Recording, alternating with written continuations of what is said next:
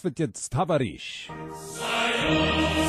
It is time, of course, for another update from the United Soviet States of America as we are becoming less and less a country of freedom and free trade and more a country of doing what we're told and only doing the business that we are allowed by our leaders to do. I bring it to you this way because I feel like I've completely fallen through the looking glass. The country that I grew up in just doesn't exist anymore. The idea that I could just go down to the store and do business with whoever I want to do business with, or that even doing trade with somebody in another country, virtually impossible now unless you're doing it through the internet, unless you're doing it in some, especially some back channels now. Virtually all trade is restricted, and now we've got China coming out saying that they are going to be a champion of free trade if Trump follows through on his threats to make it hard for countries to move their factories to China.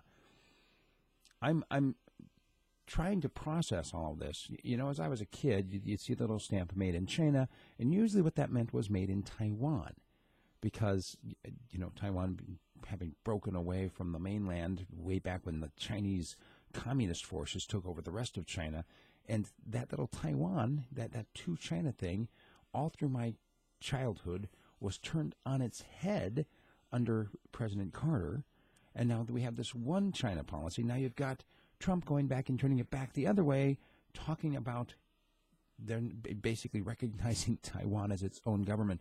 And all these things coming together, the question I have to ask myself is, how does it affect me?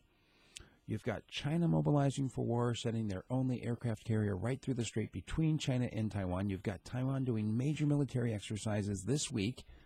It's basically, it started yesterday, going to wrap up sometime today.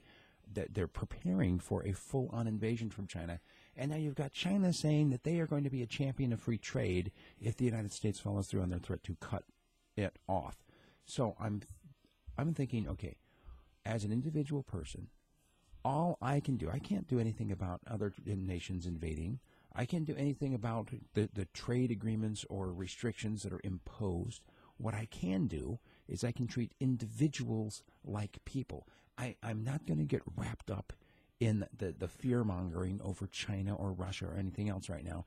I'm going to look at these people, especially here in Fairbanks. We have tourists from around the world that are coming here right now in the dead of winter, 40 below. They're here to look at the Northern Lights. I can look at them without suspicion. I'm not, and without hatred, without fear.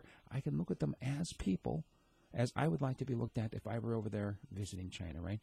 I think I've heard it put this way once upon a time: do unto others as you would have them do unto you. Do you want people looking at Americans with distrust and refusing to do business with us or with you? I certainly don't. And so I want to do to these others, to the Chinese, to the Russians, even to people in Washington, D.C., I want to treat them the way I want to be treated, which means treating them as humans and not as caricatures, treating them as people who deserve to have respect because they, like all of us, are created in the image of God. That's where I'm coming from. If you'd like to engage me on this subject, send me an email, steve@radiofreespeech.com. If you like what I'm doing, please consider becoming a sponsor either through Patreon or through a direct sponsorship at my website, which is radiofreespeech.com. And make sure you tell all of your friends. Also, check out the other videos that we've got here for you, including our Alaska news and our national and international news segment. Thanks.